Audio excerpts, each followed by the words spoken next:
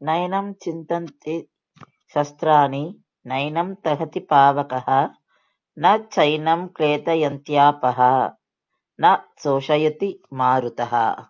இந்த ஸ்லோகத்துல கிருஷ்ண பரமாத்மா அர்ஜுனனிடம் ஜீவாத்மாவின் குணங்களை பத்தி சொல்றார். ஜீவாத்மாவை கத்தியை கொண்டு வெட்டவும் முடியாது, நெருப்பால எரிக்கவும் முடியாது, தண்ணீரால நனைக்கவும் முடியாது, கரைக்கவும் முடியாது, காற்றால உலர்த்தவும் முடியாது அப்படிங்கிறார்.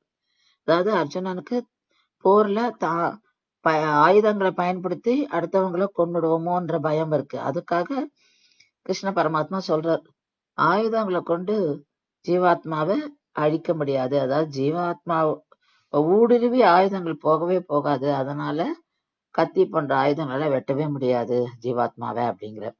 ஜீவாத்மாவை நெருப்பாலையும் எரிக்கவும் முடியாது, தண்ணீரும் ஜீவாத்மாவை கரைக்கவும் முடியாது, நனைக்கவும் முடியாது அப்படிங்கிறார். காற்று ஜீவாத்மாவை உலர்த்த முடியாது அப்படிங்கிறார். அதனால நம்ம இன்னொருத்தர, அதாவது இந்த போர்ல கொல்றோம் அப்படின்னு நினைக்க கூடாது. ஏன்னா எந்த ஜீவாத்மாக்காலையும் நம்மளால அழிக்க முடியாது. அததான் இங்க அர்ஜுனனுக்கு விளக்குகிறார்.